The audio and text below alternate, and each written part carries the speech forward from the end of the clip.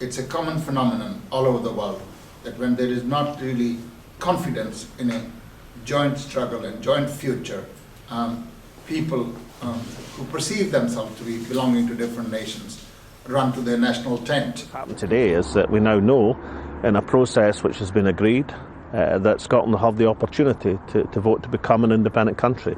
And we've got agreement with the London government that they will respect the outcome. Do you pay any attention to the Scottish independence debate? Do you care about it?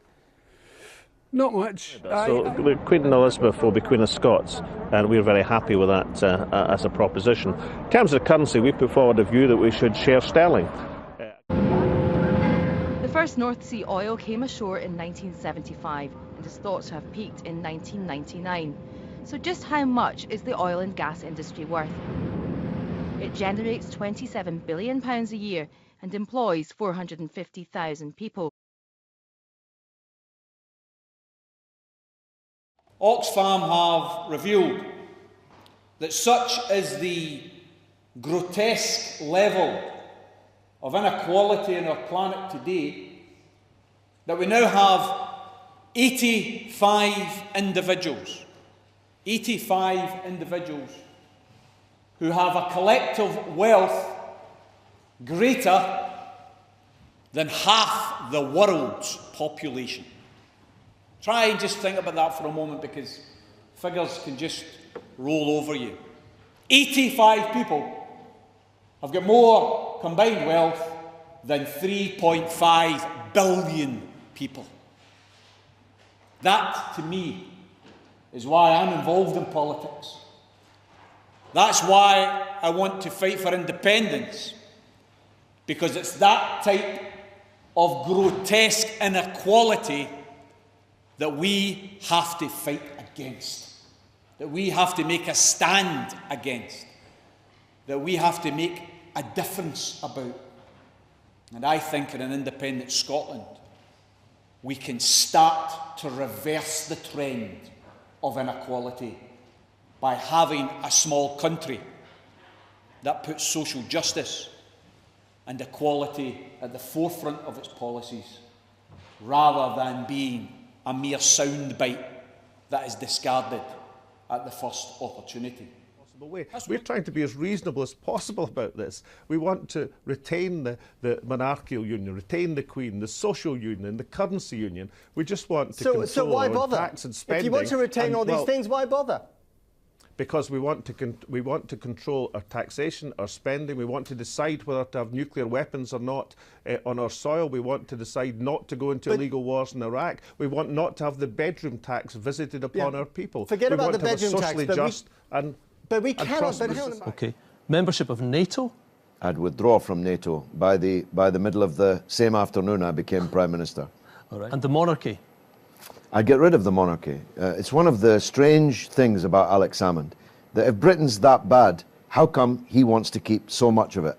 He wants to keep an English Queen, the Bank of England, a Canadian governor of it. He wants to remain in NATO, and so on. It's very, very strange. And it's, in fact, illusory. And it's an illusion being practiced on the people of Scotland. And I hope in September they see through it comprehensively. George Galloway, MP, thanks very much. Some sense to it. I don't want to influence anybody, so I shut up. I think the Scots will come to a good conclusion in the referendum. They'll get what they deserve.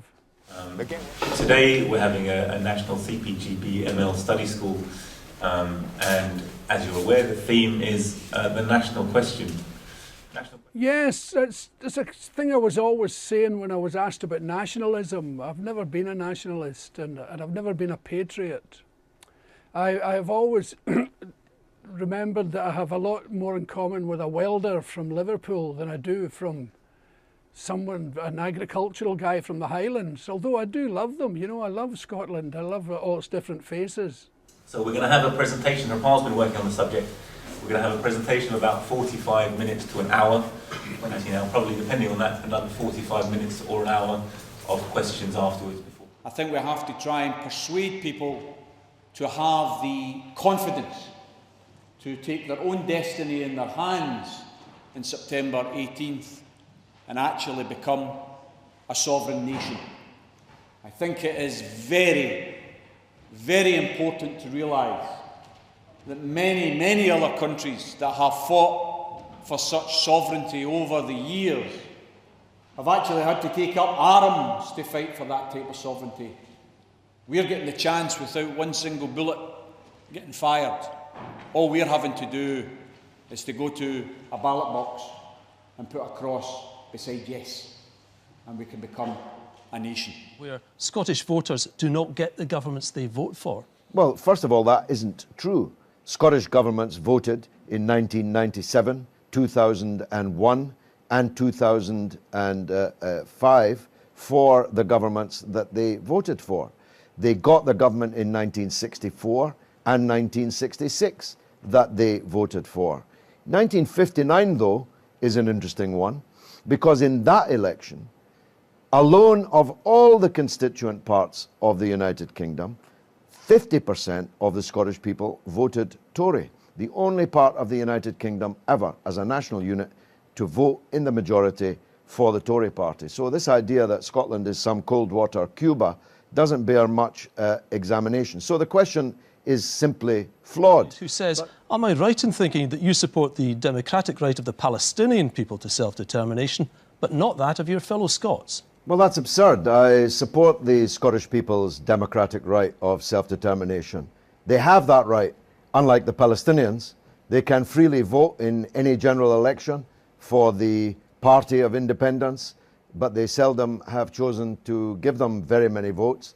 And of course, they have the ultimate expression of self-determination in an independence referendum in September. I frequently get this on social media.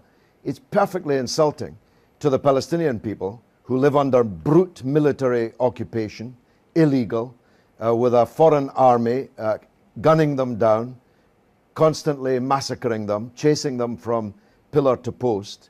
It's insulting to the English people to suggest that they are in any way analogous in their relationship to Scotland as the Israeli relationship to the Palestinians. And it's an insult to the Scots to suggest that they would put up with a foreign occupation of their country. It may arise from a confusion because the right of self-determination is a right, inalienable right, cannot be taken away, but it's also self-determination to decide that you're going to share a state with other nationalities.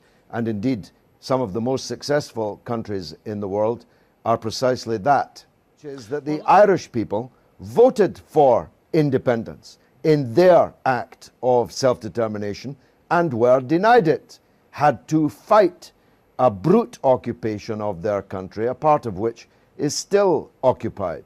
But Ireland was occupied by England 800 years ago by physical force, and England and Scotland together as an empire acting around the world, not least in Ireland, subjugated Ireland to brute military and colonial exploitation and occupation. None of that is true of Scotland for the same reasons that I gave in relationship to the Palestinian people. Since universal suffrage, almost 100 years ago, the Scottish people could have voted with a simple X on a ballot paper. Didn't have to give their lives, didn't have even to give their blood. Just an X on a ballot paper. Could have voted for independence at any time and would have had it. So these comparisons are utterly fatuous and insulting to the people who've suffered real occupations. Scotland is not a colony of England, has never been occupied by England. Indeed, Scotland and England together occupied most of the world. Comrades and friends, my remit is not really the national question in general, but a much more narrow and practical question, whether Scotland is a nation or not. I'm not referring to any other part of the United Kingdom. I'm simply referring to Scotland, and only make references to other things where it becomes absolutely essential to do so. The continuing decline of British imperialism and of course the relative weakness of the working class movement has in the past at least 3 decades pushed the national question to the fore. It's a common phenomenon all over the world that when there is not really confidence in a joint struggle and joint future, people who perceive themselves to be belonging to different nations run to their national tent, and each one tries to take shelter under the national tent. And so since the national question has come to the fore, it was recognized by the incoming Blair government in 1997 that this was important and something had to be done. So they organized a referendum, and under that referendum, a Scottish Parliament was established, and with fewer powers than that, a Welsh Assembly was established. It is also agreed within the ruling class of this country that the question of Scotland's position within the United Kingdom will be decided by a referendum, which is to be held in 2014, which the nationalists have named because it marks the 700th anniversary of the Battle of Bannockburn, which battle was won by the Scottish feudalists against the feudalists from England. And this, of course, is a great rallying cry. You know, the name of Robert the Bruce, name of William Wallace, Battle of Stirling Bridge, Battle of Bannockburn, they ring and they have a certain resonance in Scotland, and people can be mobilized on the basis of it and brought really to a pitch of hysteria on the national question in Scotland. So to that extent, that since it's been agreed what will be done, and the Scottish people alone will have the say in the question of whether Scotland is to stay within the United Kingdom or not, this seminar can quite rightly be described as an exercise in futility. Why the hell are we discussing it when it has absolutely no effect on what will take place vis-a-vis the relationship between Scotland and the rest of Britain? But we were under a great deal of, if not pressure, certainly attempts were made to persuade us that we must say something, because our comrades in Scotland are constantly being asked this question. Because nationalism in Scotland is not a purely right-wing phenomenon, it's also a left-wing phenomenon. There are left-wing people, whether they belong to the CPB or whether they belong to various Trotskyite organizations, who actually espouse Scottish independence, who espouse the idea that Scotland not only is a nation in itself, but also is a forcibly incorporated nation. It was submerged into the English nation. It was oppressed. It's an oppressed nation, and it would be my endeavor to show. I mean, most people want to know the results before the discussion has taken place. It is my endeavor to show Scotland never was a nation, neither before the Union of Parliaments in 1707 nor subsequently. I'll give my reasons later on. As such, really, Scotland hasn't got the right of self-determination. But as I said, this has been taken out of our hands. Don't in any way equate Scotland with Ireland. These are two separate things, and I'm not discussing Ireland.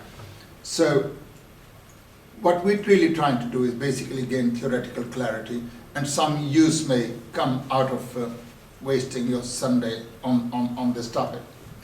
But before anyone can discuss the question of whether Scotland is a nation and what Scotland's position is within the framework of Britain or Great Britain, I don't regard Great Britain as a name given to it by chauvinists. It was just initially brought in to compare Britain to small Britain, which is Brittany, where the Normans came from, in the same way as Great Russia is used to compare it to Ukraine, which was small Russia. So it's not a chauvinistic expression. That's why we call our party, the Communist Party of Great Britain, Marxist-Leninist. And some people object to it. Why do you have the name Great Britain in it? But we must really have a definition of a nation, unless you are able to define things before discussing. Most of the discussion is at cross purposes. People are actually speaking without understanding each other, and usually ends up in disputes, and possibly abusive disputes as well. So we must really know what a nation is. The best definition that I am aware of was given in 1913 by Stalin in his pamphlet, Marxism and the National Question. And it's a very pithy and a very short definition. This is how Stalin defines a nation. A nation is a historically evolved, stable community of language, territory, economic life, and psychological makeup manifested in a community of culture. So, first of all, a nation is a stable community. It's not something which is an ephemeral agglomeration of territories.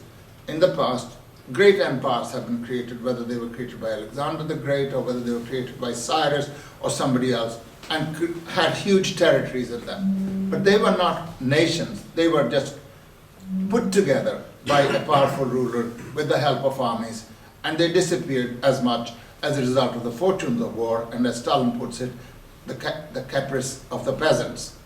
So they didn't last long. They were not historically evolved communities.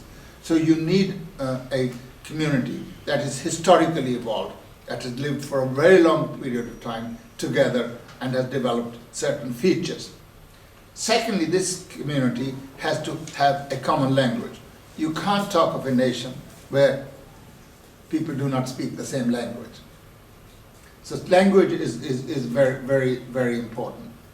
You need the same territory occupied by people who claim to be a nation, who assert their rights to nationhood. On top of that, you need economic life. This is really the most important one, and I'll come to it. It's not to say that others are not important. You cannot have a nation where you have self-sufficient peasant communities living a life of splendid isolation, not knowing each other. You know, even in my childhood, when I was being brought up in northern India, there were plenty of people in my village who literally in their lives had not gone beyond 7 miles of the village. They were married to some woman next door from their village, and they spent all their lives there. There was very little connection between them and others, and it takes a long time for the community to be welded. It means the development of the means of production, it means the development of the means of transportation, links, communication, division of labor, commodity production, etc., which welds these self-sufficient communities into an economic whole. And on top of that, there is the cultural aspect, that's the psychological makeup, which is manifested in a community of culture. As Stalin says, it is something quite indefinable. And nevertheless, it can be perceived at any given moment to be something there. You know, you can talk of something French. You can talk of something which is British, or whatever the case may be. Culture is not something which is fixed for all time. Culture continues to change, but nevertheless, at any given moment, there is such a thing as culture of a given people. Whether it's Punjabi, whether it's Gujarati, whether it's English, whether it's Scottish, etc. So there are different aspects to it. So you need all these things. And as Stalin says, none of these characteristics by themselves would constitute a nation. But it's sufficient for any one of these constituents to be absent, and he says that the nation ceases to be a nation. So if you don't have a common language, there's no nation. If you don't have a common territory, obviously there cannot be a nation. If you don't have a common economy, there cannot be a nation. And really, the most important of these, as I said, is the economic welding together of the different parts of a territory. Now, this economic welding does not take place before the rise of capitalism. It's the rise of capitalism which brings self-sufficient communities into contact with each other through division of labor, through the development of means of transportation and communication, through creating a single market. And precisely for that reason, the rise of nations is connected with the rise of capitalism. It is nonsensical to speak of nations before the rise of capitalism. If you talk about other people not being a nation, they get very upset. So you've got to bring in people who were into the process of forming nationhoods long while before others. Take the English, for example. In the 12th and 13th centuries, there could be described to be in existence English people inhabiting a certain territory in the northern part of Europe.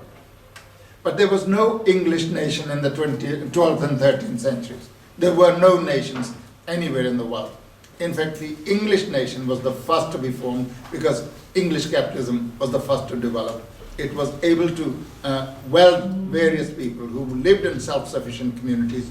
There were even smaller kingdoms, which every now and then were subdued. You only have to look at the Wars of the Roses to realize what was taking place. But there was no cohesion. It's not until really the Wars of the Roses end, and there is an absolute monarchy established in this country, that you have the beginnings of the development of capitalism and commodity production and welding together of the various parts.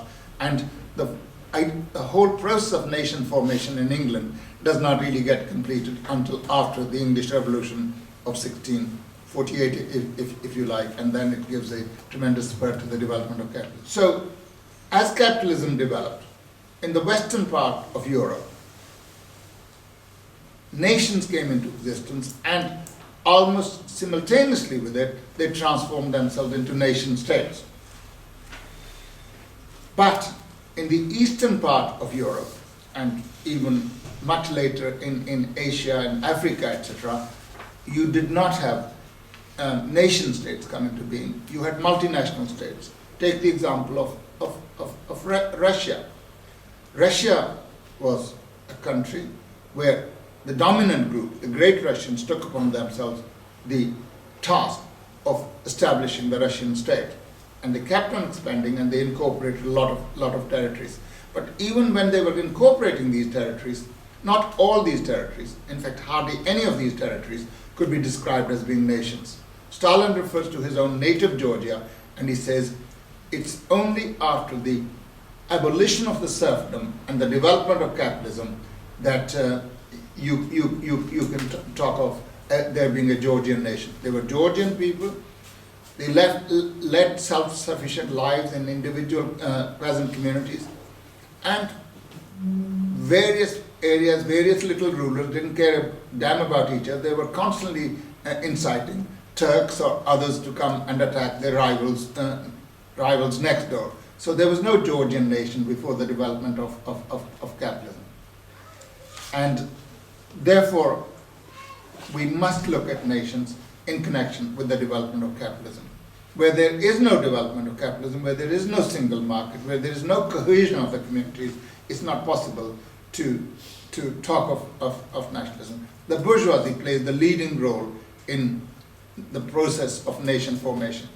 As Stalin says, the chief problem for the young bourgeoisie is the problem of the market.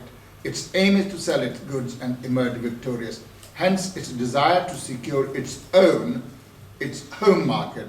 The market is the first school in which the bourgeoisie learns its nationalism. Vladimir Ilyich Lenin says the same thing, which he wrote about a year after Stalin's article, in his article called The Right of Nations to Self-Determination. He says, throughout the world, the period of the final victory of capitalism over feudalism has been linked with the national movements.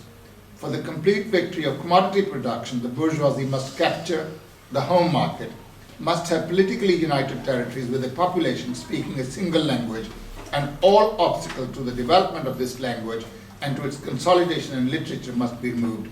Such is the basis of national movements. Language is the most important means of human intercourse. Unity of language and its unimpeded development are the most important conditions for genuinely free and extensive commercial intercourse on a scale commensurate with modern capitalism, for a free and broad grouping of the population in all its various classes, and lastly for the establishment of a close connection between the market and each and every proprietor, big or small, and between the seller and the buyer. Now, Lenin was in complete agreement with Stalin and wrote a number of things highly and effusively praiseworthy of what Stalin had written in his pamphlet. I won't take you into those because it'll take more time than is necessary for me to spend here on this question. Now,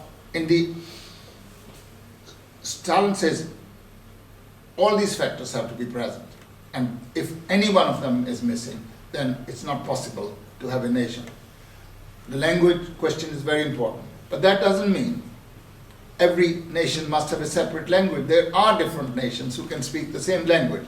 The Americans, the Australians, the New Zealanders, and the British speak the same language, but they're not the same nations. They're not same nations because other things make them separate nations.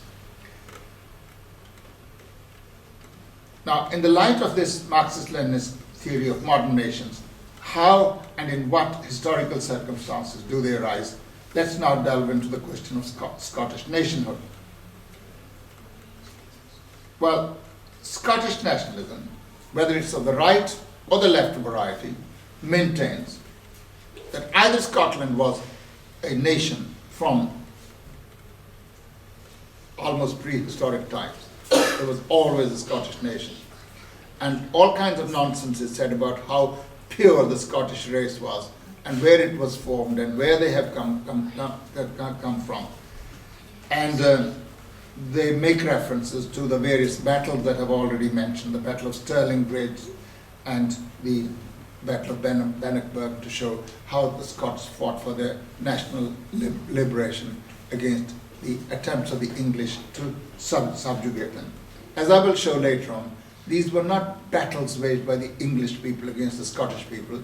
They were waged by feudal barons of England over Scotland, feudal barons who had certain feudal rights over other areas, not only over Scotland, but over, of course, France as well. The feudal Anjou and Plantagenet kings of England derived most of their power and wealth from parts of France. They raised their armies there. They intermarried across national, if you can call these language failing, across the territories which they happened to rule. They were a truly cosmopolitan class. They did not think of themselves in terms of the area where they happened to be, but they talked of their feudal rights wherever they were. The Normans who came to England exercised feudal rights over the whole of the island of Britain and over parts of France, and very often pressed their claim to the throne of France. Now, when you read in retrospect, and when the play Henry V by Shakespeare is produced in the form of a film during the Second World War, it makes Henry V as a great English nationalist who was propagating the English cause. Nothing could be more simple, but nothing could be more untrue, because Henry V was a feudal ruler who had certain baronial feudal rights over certain areas, and he was trying, obviously, to keep whatever he could and extend his domains in the interest of extracting the maximum of surplus produce from the peasantry to make his own dynasty rich, to ensure the rule of his own dynasty, and of course extend his domains at the cost of others who were doing likewise against him, and whether they be in Scotland or whether they be in France. So, but forget about those not very intelligent Scottish nationalists who take the existence of the Scottish nation back to the mists of time. But the more intelligent ones know that this cannot be sustained. So they come along and they say, Scottish nation really has existed for 700-800 years. Among these are people who call themselves socialists. There's a reputable historian, although in the light of what he says, whether he deserves that reputation, I'm not sure, but a very disreputable politician, John Foster, who is the international secretary of the CPB. And he basically seems to think that the founding elements of Scottish law, language and literature, he says, stem from the last centuries of the Middle Ages. So at the height of feudalism, Scotland had all the elements of being a nation. And he carries on. Most comrades agree that by the 11th to the 13th centuries, at least 4 groupings had fused themselves into a nation that identified itself as Scottish, long before any moves towards modernization at a time when Scottish society was anything but civil, right? Obviously there was a territory called Scotland, Of course, there was a feeling that there is a Scotland, just as there was a territory called England, and there was a feeling there was England. We're not discussing of whether people thought there was a territory of Scotland. Of course, there was a Kingdom of Scotland, and Kingdom of Scotland has several centuries of history behind it. Nobody's denying, just as there was a Kingdom of England. What we're saying is, at that time, neither England nor Scotland were nations, and the wars that are taking place cannot be regarded in the modern light as of being regarded as wars of national liberation or wars of national subjugation. These are baronial feudal wars fought between different sections, probably of the same ruling class. Although the Scottish nationalists would deny, the ruling circles in Scotland were also of Norman descent, just the same as they were in England. It's not John Foster alone. Tommy Sheridan, who became very important one time because a member of the Scottish devolved Parliament, and his party had a number of MPs since then. They have been on decline. He talked of 300 years of Scottish national oppression. So one of the nationalist strains is not only to say that Scotland is a separate nation, but it's an oppressed nation. It's been forcibly incorporated by England. Then enter at this stage one of the theoreticians of the Socialist Workers' Party. His name is Neil Davidson. I have relied quite heavily on his book, not because of its theoretical framework, which is very poor and in fact completely bankrupt, but because of the historical and empirical evidence that he's collected in one single book to show the claims of Scottish nationalism before 1707 to be completely false. Now, the problem with Davidson is he's a Trotskyite. Now that's a big problem. The other problem with Davidson is he's not just a Trotskyite, he's also a member of the most incorrigibly counter-revolutionary Trotskyite organization called the Socialist Workers' Party. So he has got to, by definition, condemn Stalin and, into the bargain, throw the baby with the bathwater out. And of course, to make himself more profound, he enlists the help of the Trotskyite guru, namely Trotsky himself. And he obviously wants to pay homage to Trotsky, but what he ends up by showing is that Trotsky, at least on this question, as indeed on many other questions, is theoretically as naked as Davidson himself is. I haven't got the time to spend a lot of time with you on that, but I'll just refer to a couple of things. First of all, Davidson says there's no Marx and Engels did not define a nation. It's probably true, they didn't define a nation, they just treated certain countries and saying that we'd support the right of self-determination of these and moved on. Nor for that matter did Lenin define a nation. He'd written a lot on the national question. He was very happy with Stalin's definition, so he takes that as given. Davidson, and he says nowhere in Marxist literature has a nation been defined. And then goes on, he's far too erudite to ignore the fact that Stalin has given a definition. And he does go on to say that the most famous definition of the characteristics of a nation was given by Stalin in an article in 1913 called Marxism and the National Question. He then bemoaned the fact that this definition, quotation, unfortunately has exerted an influence over the left far in excess of its theoretical merits, which are slight. Unquote. He makes not the slightest attempt to show why Stalin's definition has no relevance, why it has exercised such a disproportionate influence without having theoretical merits, which in his view are slight. He makes no attempt to do any such thing.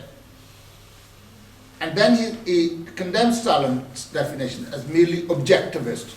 It's just looking at reality. It's an objectivist definition. He says it's merely a checklist criteria to deny certain nations their right, and to nationhood, among them would be Scotland.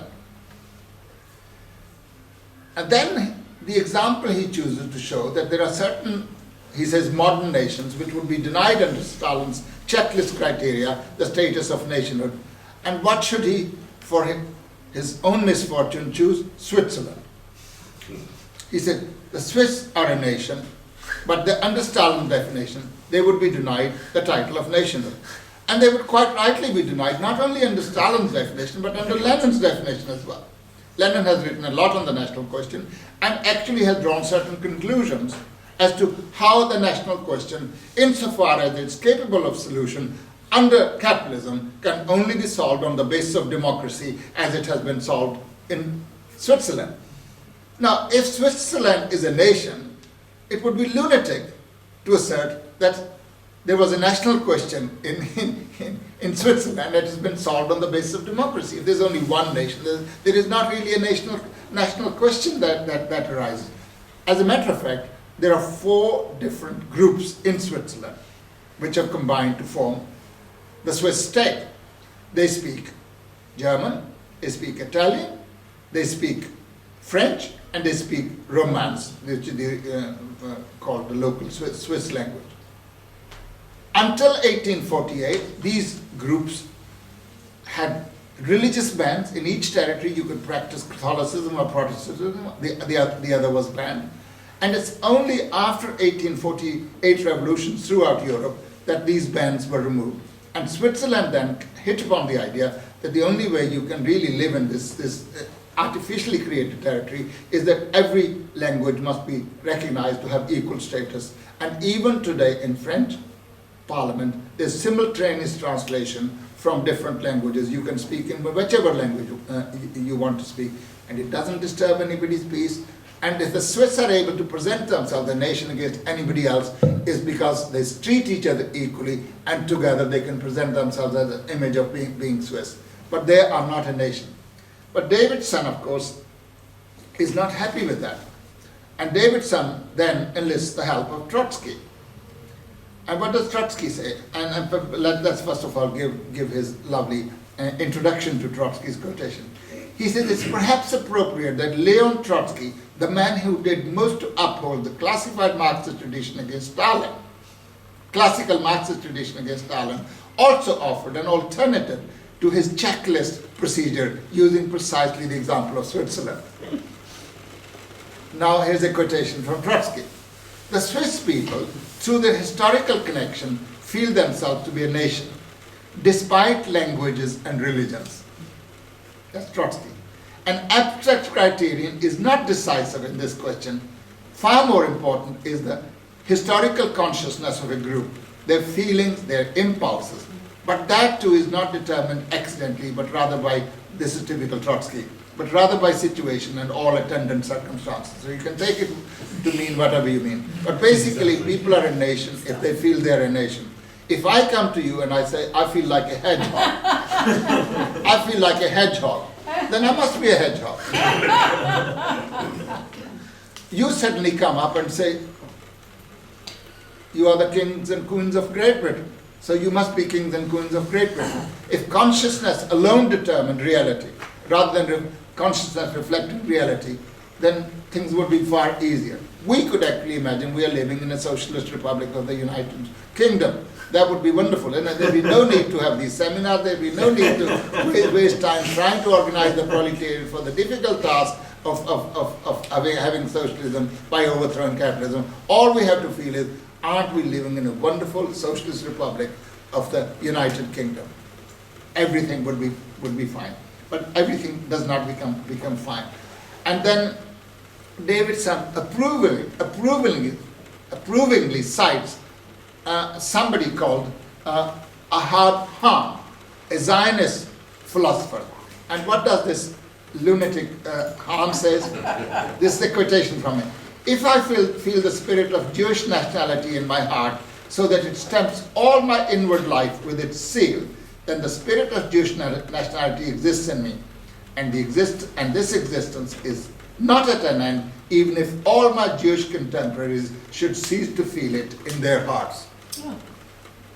But the end result of this is the meaning of this sophistry and absurdity is that, if indeed it has any meaning, that the worthy harm will constitute a Jewish nation on his own and will be uploaded all the way to some lunatic asylum by Davidson.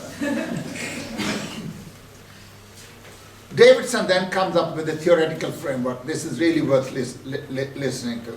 I'm sorry I'm wasting some of your time because it's not directly relevant to Scotland, but it is relevant to the last part of my contribution.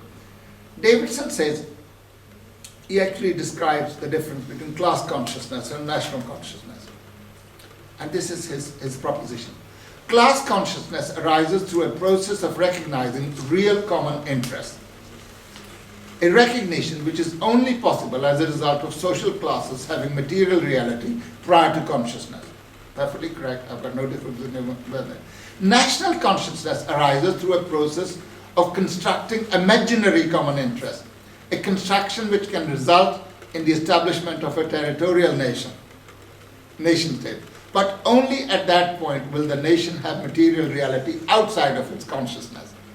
The resulting differences in aspirations may be summed up schematically, and schematically is the right word. It really is schemata. There's no scientific content to it. Schematically by saying that a member of a social class may achieve class consciousness, bring their consciousness in line with reality, and a group with a national consciousness may achieve statehood, bring reality in line with their consciousness. This is really typically Trotskyite. If reality does not fit your consciousness, then it's the consciousness that will determine reality, not the other way around. So whereas class consciousness comes from the fact that there are already historically formed classes with different class interests. So whether you realize you are a member of a working class or not, you are a member of the working class because of your relationship to the means of production. When you achieve consciousness, it is a power that you acquire, but it's a reflection of reality, and its power basically emanates from and results from the fact that it's reflecting material reality. In the case of nationhood, he says it's just the difference. It's not the fact that a nation has been formed that leads to consciousness. It's consciousness. When a group acquires consciousness that they're a nation, then they may actually bring reality into conformity with that consciousness by creating a nation state. Now, make what you will, but that is his theoretical framework. In other words, there was no nation in Scotland because before 1707, the Scottish people did not have national consciousness. He would later on go on to say, but only half the time. The Scottish people did acquire a national consciousness, therefore Scottish nation came into existence. So what is his definition then? Since he doesn't agree that Marxism has given any definition, since he doesn't accept Stalin's definition, since he has cited Trotsky approvingly and the Zionist harm approvingly, what is his definition? This is his definition of a nation. He says that he would describe it as a human community. Well, that's very good. So it's not a community of cows and camels and it's a human community that has acquired national consciousness. Now, this is the whole point. I mean, Davidson must know because he is very well read. You know, one must give one's opponents their due. He's very well read. He's erudite. And he knows Lenin took up cudgels for years and years against the Jewish Bund organization, which claimed that the Jews were a nation, and debunked this whole idea. And this is, of course, dealt with in Stalin as well. But Davidson avoids mentioning them on that question, like the devil shuns holy water. So all he is able to say is that it's a human community that has acquired national consciousness. Right. Now we have examples of that. There are this bad Zionist example has infected certain sections of black population in this country. People of African origin, people of West Indian origin, people even of Indian origin, who said, we blacks are a nation. We have the right of self-determination. In pockets of Brixton, in pockets of Southall, in pockets of Soho in Birmingham, and Luton or whatever the case may be. You know, we are. a nation. I have dealt with this question somewhere else, and I don't really need to go on it anymore. Having disposed of this wrong theoretical framework, people who propose that Scotland has been a nation for a very long time, they rely on three things. First, they rely because the word nation is used all over the place. The word nation has very old origins. And when it was used in ancient times by the Greeks, they used the word ethnos. But they always use it in the sense of an ethnic community. You know, there were dozens of nations in the ancient times in Greece because they defined themselves ethnically. And the word nation got translated in the 4th century Bible into Latin natio, N-A-T-I-O. And then when the English Bible was published in the 14th century, the word was translated into nation, N-A-C-I-O-U-N. And in the King James's version of 1611, it became the modern word nation. So because it has a long history of usage, people connect the word used in the old ethnic and racial sense to the modern word, which is really something which is the product of the development of capitalism, the rise of capitalism. So that's one part of confusion. The other thing that the Scots nationalists do is they use a declaration of 1320 by the Scottish feudal barons. It's called the Declaration of Arbroath. It's named after a place where the declaration was settled and sent to Edward II. I won't go into the details of that declaration, but I'd like to read to you one paragraph from that declaration. It's a wonderful example of bombastic medieval prose, and it can really stir the blood of any nationalist in Scotland and possibly elsewhere as well. But it must be seen for what it really is. This is what it says. If he, that means Robert the Bruce, who by that time had become the King of Scotland after the Battle of Bannockburn, shall give up what he has begun, seeking to make us or our kingdom subject to the King of England or to the English, we would strive at once to drive him out as our enemy and a subverter of his own rights and ours, and we would make some other man who was able to defend us our king. For as long as 100 of us remain alive, we will never on any condition be subjected to the lordship of the English, for we fight not for glory, nor riches, nor honors, but for freedom alone, which no man gives up without his life. Now that's a very important paragraph which is used. But when you look at it, I mean, first of all, it started with, you know, the Scots being the pure people, that they came from Greater Scythia, and, you know, they were pure in blood, and nobody's mixed, and nobody's ever ruled over them for thousands of years, etc. But anyway, what is the meaning of this passage? Its passage is really meaning is twofold. It was a letter written by the Scottish barons to the Pope, asking him to intercede to stop the conflict between between England and Scotland, because the two kingdoms have been fighting each other for several hundred years, if you like, and the border was constantly shifting, and it was done in the name of peace.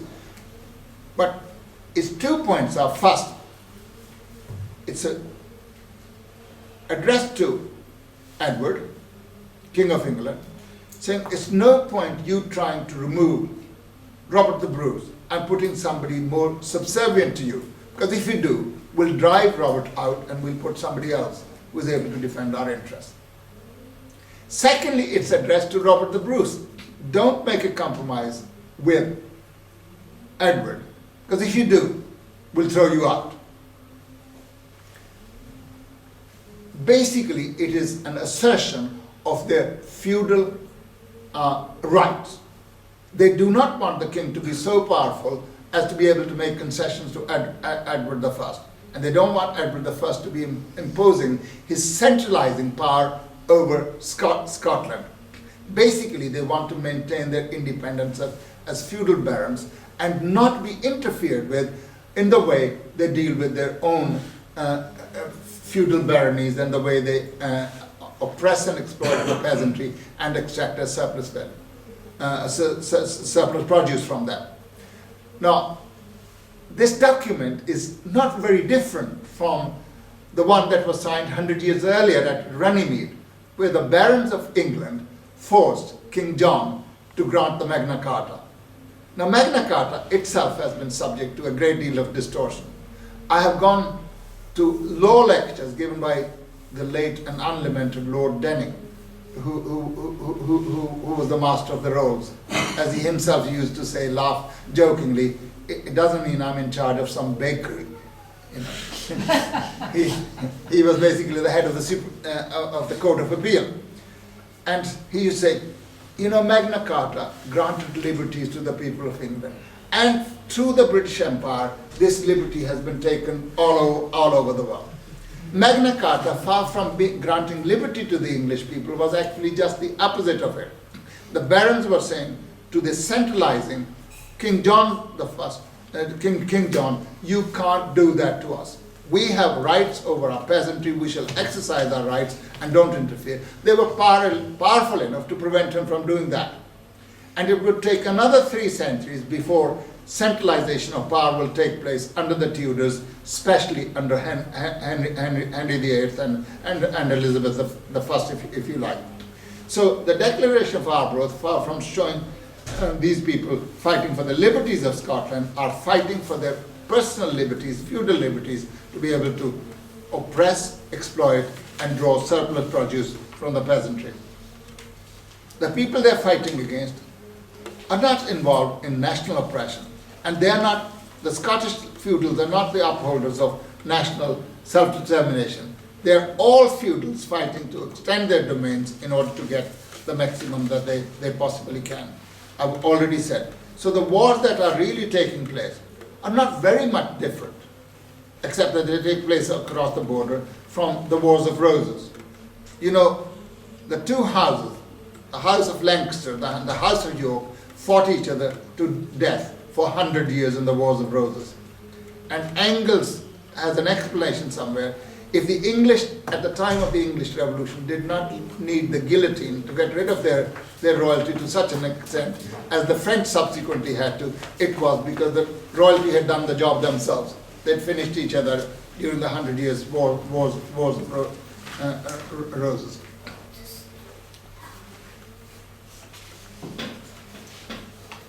I'm going to have to shorten some of that. The other thing that the Scottish nationalists do is they say the Battle of Stirling Bridge, which was fought under the leadership of William Wallace, and the Battle of Bannockburn, which was fought under the leadership of Robert the Bruce, actually showed that the Scottish people were fighting for national independence because there was a mass mobilization of the plebeian elements in Scottish society. Although there's evidence that there were plebeian elements at present at the Battle of Stirling Bridge, there's no such evidence in regard to the Battle of Bannockburn. But the mobilization of plebeian elements does not show that there is a struggle for national liberation going on. Elites all over the world for literally thousands of years have shown the ability to mobilize the plebeian elements in their cause. But that does not make their struggle a national liberation struggle. The Greek city-states fought each other to death, and they were able to mobilize plebeian elements in the areas where the local elite was ruling. But that did not make their wars the wars of national liberation. Or the people mobilized in the cause of Alexander the Great or Cyrus the Great or whoever they were. This does not make any sense whatsoever. So that is about the Declaration of Arbroath. Then the other thing that the Scottish nationalists hang on to is there is the Holy Trinity. It's called the Holy Trinity because it refers to the church, which in Scotland is called kirk, and law, and the education system. these are very special Scottish elements which were continued after the Union of 1707. Well, the whole point is, if there was no Scottish nation before 1707, how could something from that era be carried on after 1707?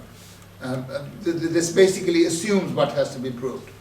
What is more, education did not assume any importance in Scotland until the Education Act of 1871-72, and therefore really refers to a period which is after the Union, as indeed is really the whole question of the Church of Scotland as well as the law.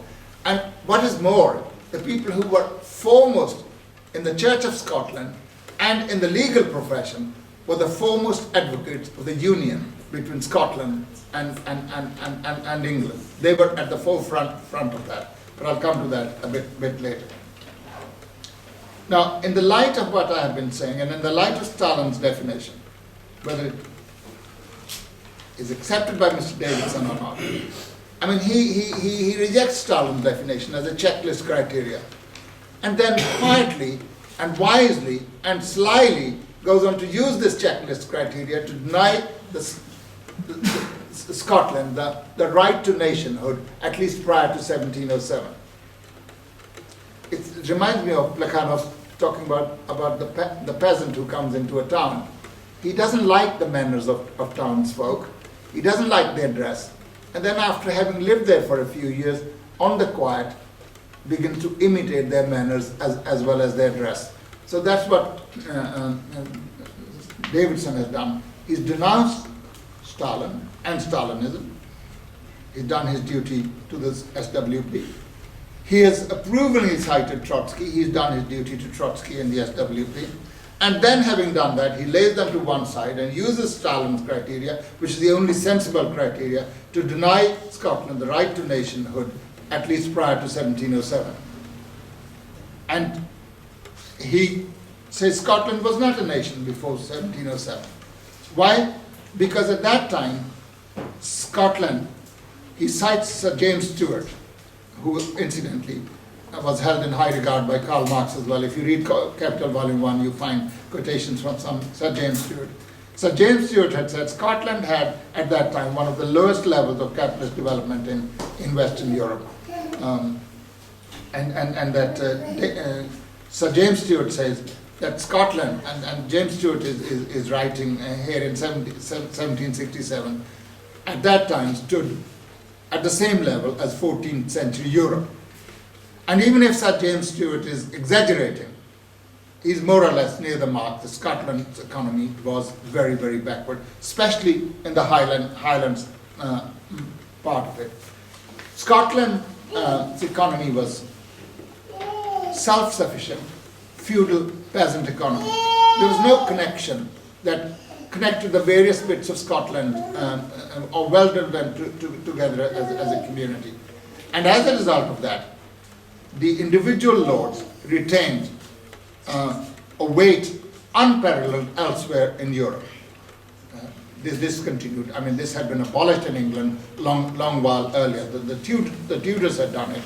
And although you may hate the centralized feudal monarchy, for its time, it was very, very much progressive compared with what prevailed before.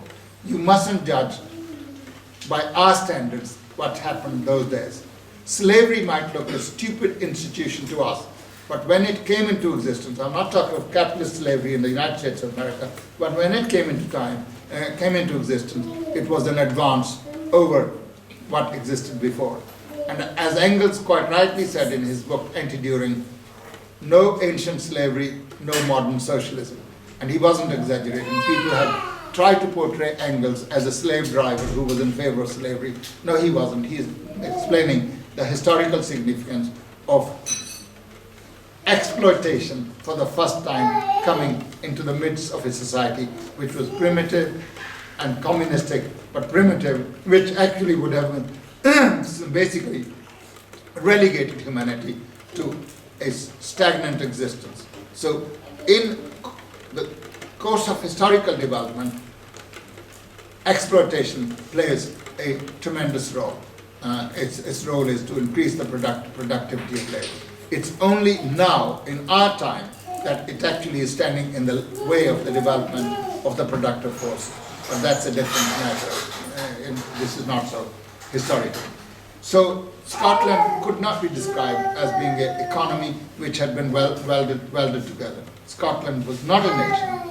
It was a loose agglomeration of small but practically self-supporting communities. And so you could have shortage one place and abundance at another place, famine in one place and plenty of supplies in another place. There was no market that connected them. When it comes to language, Scottish people did not speak the same language. Now that is, in the Highlands they spoke Gaelic. At one time Gaelic obviously must have been the language of the whole of Scotland. But what had happened was the border between Scotland and north of England was a shifting one. And then in the 11th century, after a battle, the areas which used to be part of north of England became incorporated into the Kingdom of Scotland. Along with that went the language. So people in the lowlands spoke a language which was very similar to the language spoken in the northern counties of England, Northumbria in particular. So through trade, through conquest, and through the shifting of borders, this language became the dominant language in the lowlands of Scotland. And it came to be called by a name called Lallans, L-A-L-L-A-N-S. This was the language that was spoken. And this was also the language which was adopted by the court in Edinburgh. Now, had Scotland continued existence as an independent kingdom, Lallans probably would have become the language of Scotland. It didn't, because in 1603, there was a union of the crowns. James VI of Scotland became James I of England and Scotland. He moved his court to England. And therefore, really, after a few decades, Lallans became, instead of becoming the language of Scotland, became one of the many dialects which were spoken all over the place. Gaelic was spoken in some areas, Lallans was spoken in others, and increasingly, English was becoming the language of the lowlands. It was already very close to the language spoken in Northumbria, but then the final blow is given by the publication of King James's Bible. Now, Bible is the most important document. If you like, it's capital volume 1 of its day. It was also a very incendiary document. People could actually, the peasantry could read the Bible in their language, those of the peasants who were literate, and actually find quotations in it which would rouse them to fight against exploitation. So, not for no reason was Bible not available to most of the peasants of Europe before these times in their own languages. The Mass was in Latin, which nobody understood. It's a bit like the Quran. It's in Arabic, but Islam is not confined to Arabia anymore. It's Asia, other than Arabia. It is in Europe, it is in various other parts, Africa, but the prayer continues to be in Arabic. And most of the people who are listening to it, even when they have learned some of the verses of the Quran by heart, don't actually understand what its meaning is. And the same was with the Bible. The translation into the vernacular language was something very important. And of course, this helped the spread of the English language, at least to the lowlands. So there was no language which united the people of Scotland.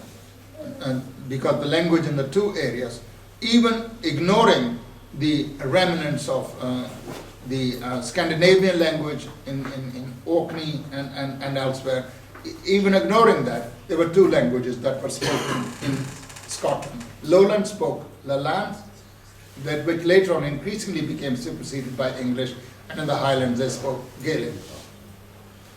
Then there was the Highland and Lowland divide. The Highlanders were hated by the Lowlanders. Now that's not uncommon. You know, Yorkshire people may hate the Londoners, and Londoners may hate, but it went more than that. There was hardly any connection between that. These are the kind of words that they used about the Highlanders. Untamed is almost a polite expression about that. They call them untamed, rude, savage, murderous, thieving, treacherous, plundering hordes, robbers given to rapine and lacking in civility, and wretches lacking in honor, friendship, and obedience. Even their language was supposed to stand in the way of their improvement. A Highlander who'd obviously imbibed the lowlanders' attitude toward the Highlanders writes thus: "Our poor people are from cradles trained up in barbarity and ignorance. Their very language is an everlasting bar against all instruction. But the barbarous customs and fashions they have from their forefathers, of which they are most tenacious, and having no other language, they are confined to their miserable homes." This is what a Highlander is saying about his fellow Highlanders. And there are plenty of other quotations that I give you, but I won't now. I mean, the Highlands and Lowlanders were so much apart from each other. They might as well have been two separate countries rather than two parts of one and the same kingdom.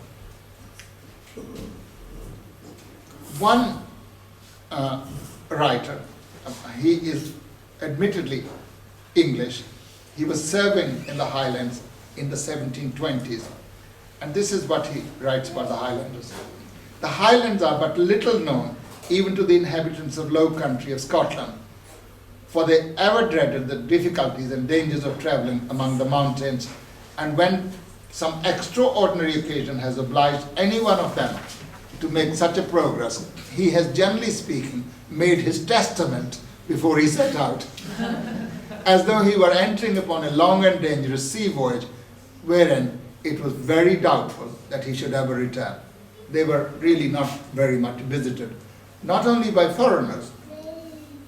Armies sometimes went there, but most foreigners didn't go, and even lowlanders did not go there. And of course, this hostility between the Highlanders and Lowlanders, and between the Scots on the one hand and the English on the other hand, was heightened by the Jacobite risings of 1745.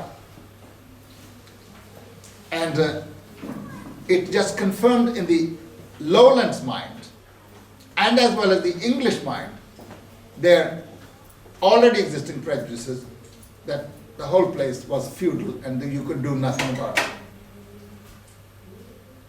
And then there follows after the rising, because it was a rising, but it was one of the last attempts made by the ousted Stuarts to regain the throne of Scotland against the Hanoverian dynasty, which had been ensconced for some time, for a few decades already. They lost that battle, and there was a battle that took place in 1746 called the Battle of Culloden. Now, Culloden itself is subject to a great deal of misrepresentation, because every emphasis is how the Scottish people were brutally treated at Culloden, and how they were beaten, and how their lands were taken, and how the English imposed themselves on that. The English did not impose themselves on the Scots in that battle. The British state, who paid for the English and German regiments, overpowered those who were following the Stuarts to rise up. And after defeating them at Culloden, there was an army occupation of the Glens. And during this army occupation, the whole feudal structure, which was the basis of the sport of the Stuarts, was completely destroyed. And as soon as it was destroyed, the local landlords, lairds as you call them in Scotland, saw sense in converting their farms to commercial agriculture. They could make much more money, and very shortly made way for the clearances of the Highlands. Now, the clearances have been quite rightly portrayed as very cruel, and how the peasantry were expelled from their lands, etc. But when you look at this, the question is who is doing what? It's the Scottish lords who are doing it, and it's the lowlanders who are supplying the army personnel and the officers, by and large, to make sure that these clearances take place. And the Scots are thrown off their land, and they're sent to the New World, particularly to Canada and America, where then they go on to expel the local native populations of that area and do exactly what has been done to them, if you like. So if you look at the fact that there was a highland-lowland divide, that there is not a common language, that there is not a common economy that welds the various parts together, Scotland obviously was not a nation before 1707. One of the... Well, you've been about an hour. Well, I'll have to wind it up. And, Just carry on. Please. Are you sure? Yeah. I don't want to really... 15 minutes? Can you I'll- finish up in 15 I minutes? can actually finish in 2 minutes if you like. No. Maybe Just 15. carry on. You can always break. Cut down this afternoon. Yeah. Okay.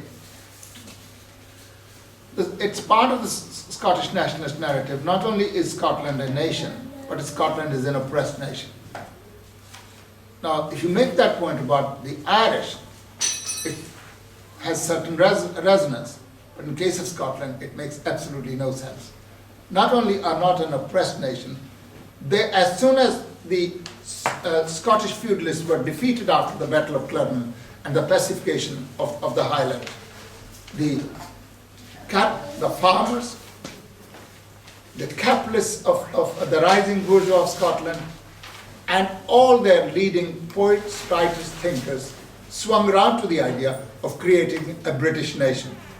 Actually, the Scots were to a certain extent more interested in the British nation than the English were. English were doing very well even without Scotland. There was not really a problem. They're developing a market, they're developing capitalism. The English are way ahead of Scotland and any other nation, not only in Europe, but all over the world. They were very advanced. So the Scots see opportunities there. The writers see opportunities. The writers of the Enlightenment saw opportunities in writing in English. They want to reach the wider audience. English becomes the language of philosophy and religion and serious thought, because that's where you can reach. And if I, living in England, wrote in Punjabi, well, I'd really reach a lot of people, wouldn't I? But that's my mother. You used to, didn't you? Now, that's my mother tongue. If I wrote in Punjabi, I'm sure I'd be holding seminars on the Scottish national question here, and you'll all be very enthused by it. So all the leading Enlightenment figures, and there are really great many, very, very important ones, wrote in a language that they could be understood in. So they were in the forefront of constructing a Britishness. The Scottish nationalists have to say that Scotland is an oppressed nation, and when they do that, some of them are so intelligent as to compare Scotland to the Yemen, to the Congo, to India, to China, to Vietnam, etc., people who fought for their national liberation, and they're fighting. But the more intelligent ones don't do that, because it's very difficult to sustain that argument. They then turn around to cultural imperialism. And Scotland being a periphery, Scottish economy is developed basically as a periphery, as an adjunct to assist the English economy. It's the English who colonize the world. It's the English who do the horrible things. It's the English who oppress everybody. It's the English who skim the cream. And the poor old Scots are left with holding nothing, just being junior fellows or just subject to English cultural imperialism, or even British cultural imperialism, which is not Scottish at all. Well, the truth is not quite like that. And this whole idea of peripheral and core economy in connection with Scotland was introduced by an American sociologist called Michael Hechter, H-E-C-H-T-E-R, who came up with this idea of core and peripheral economies, and said Scotland was a peripheral economy. He later on retreated from that somewhat, but he'd done the damage because the Scottish nationalists had got hold of what he had to write down. But if you look at Scotland's economy, in the in the middle of the 18th century, it's very important that Scotland actually is even better represented in that economy than England. There were three main industries prior to the great industrialization, the Industrial Revolution: tobacco, coal, and linen. And in regard to all these, Scotland actually plays a disproportionate part in import of tobacco, in the export of linen, in the export of coal and the production of coal. And a lot of the time when export is made from Britain, it goes under the name of Britain, it hides its origins, and Scotland's contribution is sometimes hidden, but Scotland plays a very, very important role in this. And Davidson brings a lot of empirical evidence to show that in all these, he gives the figures as to what the capital accumulation was, and he goes on to say that Scotland was obviously very important. Had Scotland been a peripheral economy, you could take these industries as an example that Scotland was playing a peripheral role if England did not indulge in the same trade. You know, you only bring a peripheral economy because you're not able to do something, but you bring your adjunct to do that. England was also interested in that. And so what the Scottish bourgeois were doing were competing with the English capitalists, so there's no question of being subjugated. And when industrial development takes place, and it takes place on a phenomenal basis, English and Scottish industrial revolution take place simultaneously, from the last 2 decades of the 18th century to the first 2 decades of the 19th century. The only difference is that whereas England had been developing capitalism for hundreds of years, in Scotland's case, the whole thing is concertinaed into 4 or 5 decades. From being a self-sufficient peasant economy, Scotland became an advanced industrial economy within a matter of 4 and 5 decades. And the result, of course, is by the time that the Napoleonic wars end, Davidson says, had Scotland been an independent centre of capital accumulation, it could be said to have caught up and overtaken its one-time English rival by at least the end of the Napoleonic Wars. By that time, there were no longer Scottish and English economies separate from that of Britain, except in geographical sense, which allow us to talk about southeast of England or the Midlands as distinct economic regions. Nevertheless, abstracting Scotland as an economic unit from Britain as a whole, these figures clearly indicate that far from being peripheral to the British economy, Scotland, or more precisely Lowlands, lay at its core. So, you know, because Glasgow and that area were very highly developed, with the result that Glasgow became the second most important industrial country in Britain.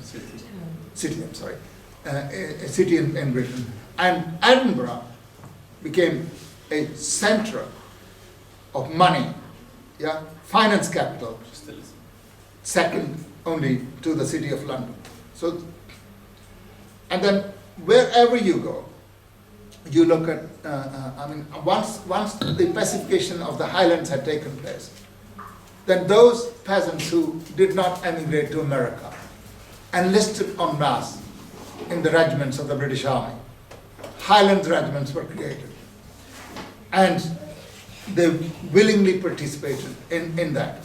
And it's the fact that the pacification had laid the basis for the development of capitalism in the Highlands and brought the areas geographically together, brought contacts through transportation and communication between the two, and Scottish agriculture in the Highlands had been transformed on capitalist lines.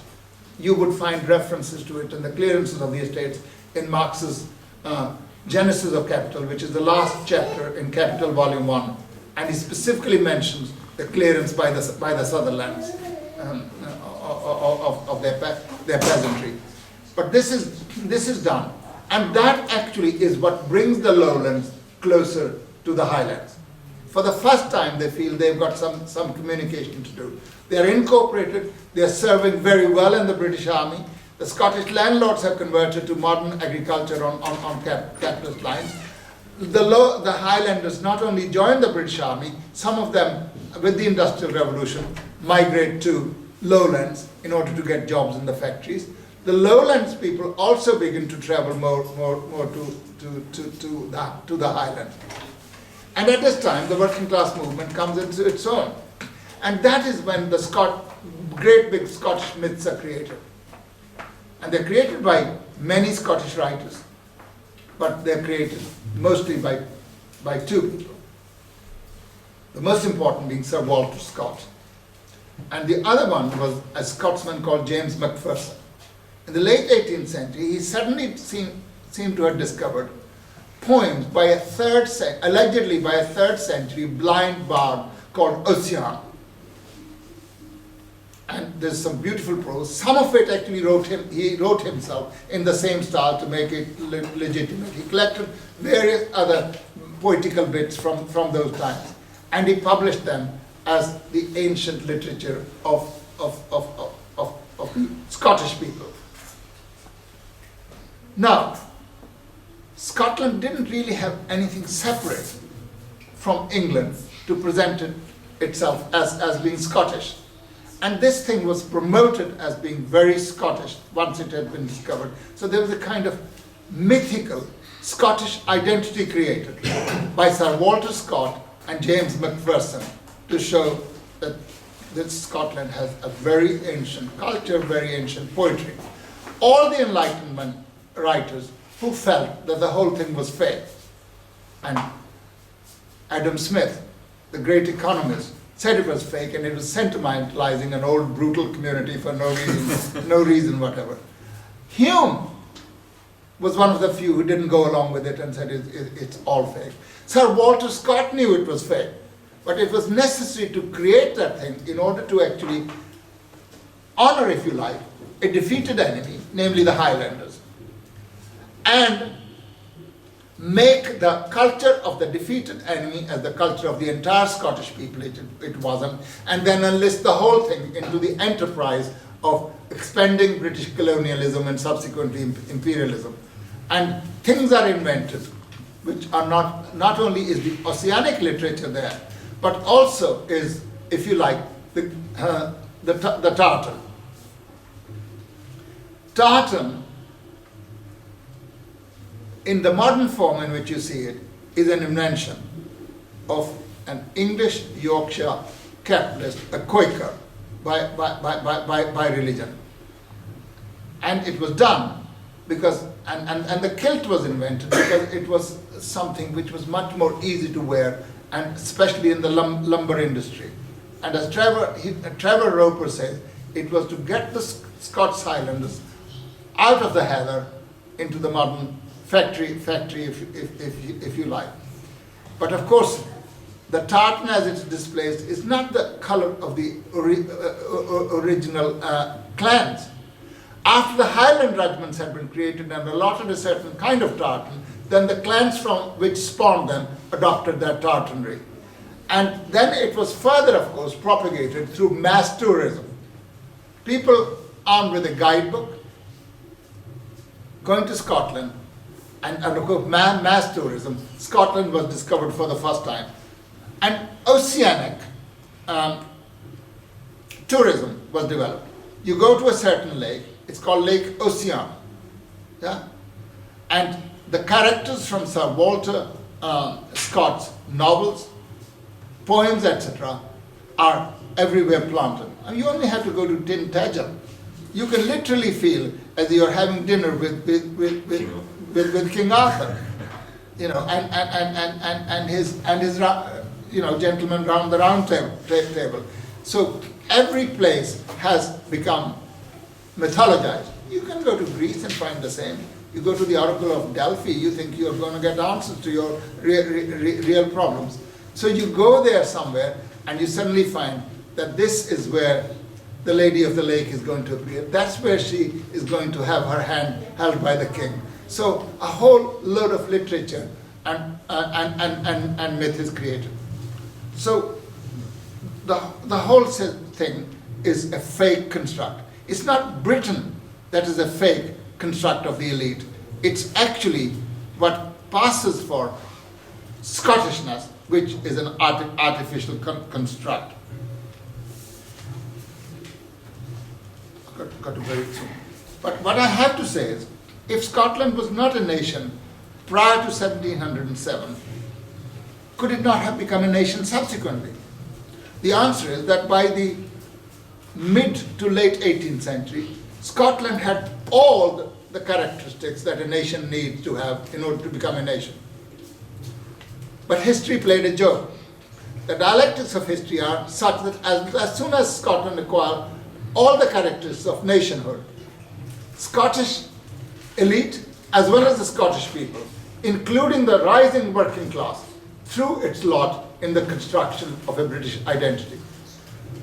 So the militant Scottish working class, by the early 19th century, when it's fighting, it's not fighting for a nationalist cause, it is actually fighting either for the reform or for the overthrow of the British state, because it does not give any representation to the working people.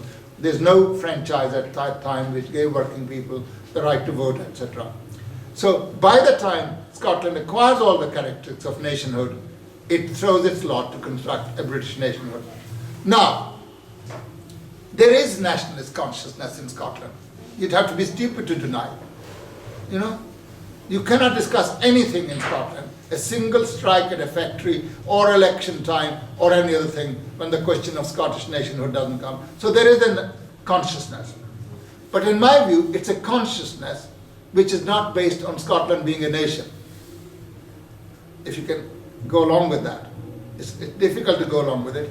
It's a consciousness which has arisen without, I mean, there is a consciousness whereby the Jews feel they're a nation.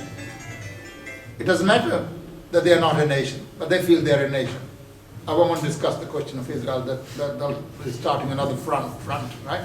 But Jews are not a nation, and yet they feel they're a nation. It doesn't make them a nation. Scots feel they're a nation. I feel they have a national consciousness without there being a nation. But it's fine for Davidson. To Davidson, the most important thing is there's a national consciousness. So the Scots have a national consciousness, and Davidson says they have a dual national consciousness, just as the English have. They're English, they're British. And so the Scots are Scots and they're British. Now my own view is Scots have a national consciousness now, especially now that we have trouble. North Sea oil is running out. I mean, whereas in the earlier times, it was taking part in the loot of the British Empire. In Thatcher's times, it was the poll tax, or student fees, or whatever the case may be. So people sought solutions in the national question, that perhaps a separate Scotland would really be a place where rivers filled with milk and honey will run, and why not really opt for that rather than fight for socialism? No socialist worthy of name, apart from one, has ever given any credence to the idea of Scottish separation. The only one who has given credence to that is John Maclean, who was a great Marxist, had many qualities. I just happen to believe on this point he was wrong. But at least he had some reason of his own. His reason was Scottish working class was more militant. Scottish workers would achieve socialism earlier than anywhere else. British Empire was the most evil thing in the world existing, and I agree with that.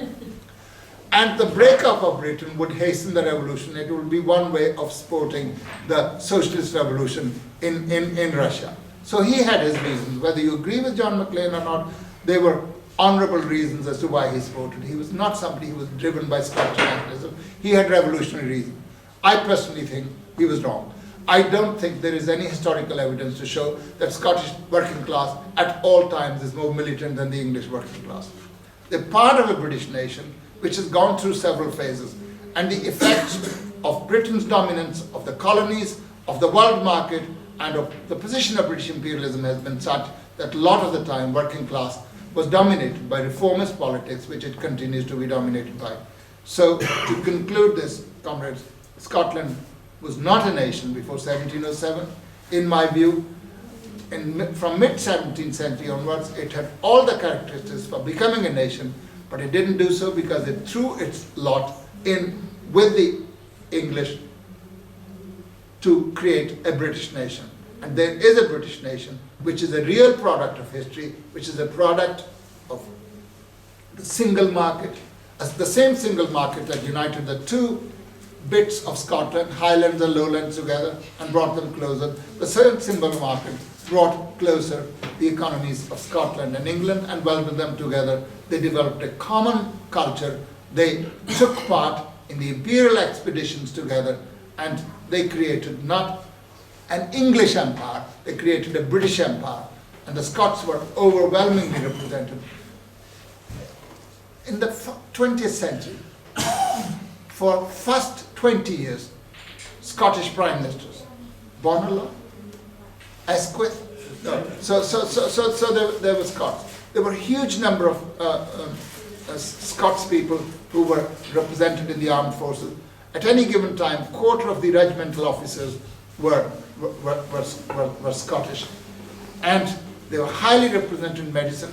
The first prestigious medical school was opened in Edinburgh. The second one was in Glasgow. Medical personnel shifted from Scotland to England, and they became very important people in England without becoming Anglicans and without going to Oxford or Cambridge, which was compulsory for the English to do. You know, you could not be a non-Anglican English person and in a high position in medical services, but the Scots could be Presbyterians, non-Anglicans, and could do so. And this is the position in my view. And as far as I'm concerned, my own suggestion to the party comrades would be, first, that we shall have a good discussion today, that you should allow me to publish this as a discussion article, not as a settled policy, but as a discussion article, to give people the right to come back and question what we have got to say. And if we then eventually come to accept what I'm saying, then obviously we would, it's no point saying Scotland does not have the right to self-determination, that the entire British Islands should decide whether Scotland is part of it or not. That is pie in the sky. That is out of the hands of anybody, because it's already agreed there'll be a referendum in 2014. I'm absolutely certain Scottish people are very canny. They will vote against the referendum because they know they're part of the British nation. They know what benefits are to be had from being a part of the British nation, whichever class you belong to. Whether you're a capitalist or a working person, there are a great deal of benefits to be had from the territory being united. And they will from time to time vote for the Nationalist Party, for the Holyrood Parliament. It gives them the chance to vent their Scottish national consciousness, if you like, but carry on as ever. This happens regularly in Canada, where actually there is a real nation in Cuba, But when it comes to separating from Canada, time and again they vote to be part of Canada. Because what would be Cuba without the rest of Canada? So they can, sorry? Quebec. I'm sorry, yeah. What would it be without the rest of Canada? So they can see the advantages of it. So my view is there is Scottish, not only Scottish national consciousness, there's Welsh consciousness as well. And there's even less reason to think of Wales as being a separate nation than there is to think in the case of Scotland. But I don't want to open that front today. You just did it. So thank you for listening.